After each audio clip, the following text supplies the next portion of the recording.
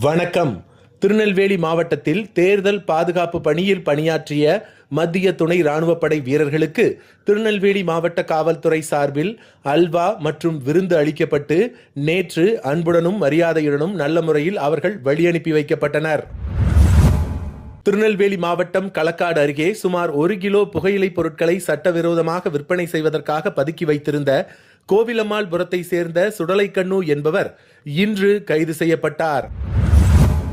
சட்டம் ஒழுங்கை பாதுகாக்கவும் குற்ற சம்பவங்களை தடுக்கும் நோக்கிலும் திருநெல்வேலி மாவட்டம் வள்ளியூர் பேருந்து நிலையம் அருகே வள்ளியூர் காவல் உதவி மையம் நேற்று திருநெல்வேலி மாவட்ட காவல் கண்காணிப்பாளர் டாக்டர் வி பிரசன்னகுமார் IPS அவர்களால் திறந்து வைக்கப்பட்டது.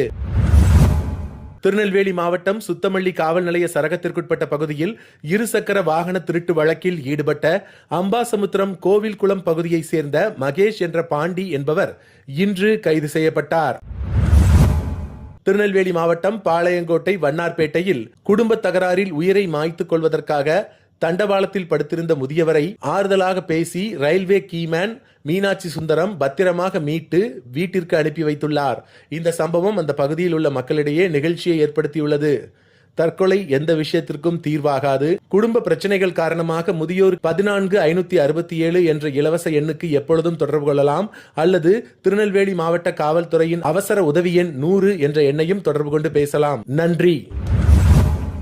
உங்கள் பகுதிகளில் நடக்கும் செய்திகளையும் எங்களுக்கு அனுப்பலாம். திரையில் தெரியும் நம்பருக்கு வீடியோவாகவோ புகைப்படமாகவோ அனுப்பி அந்த செய்தி பற்றிய தகவலையும் பகிரவும். மீண்டும் நாளை செய்திகளில் சந்திப்போம். இந்த வீடியோ பிடிச்சிருந்தா லைக் பண்ணுங்க, கமெண்ட் பண்ணுங்க, உங்க நண்பர்களோட ஷேர் பண்ணுங்க.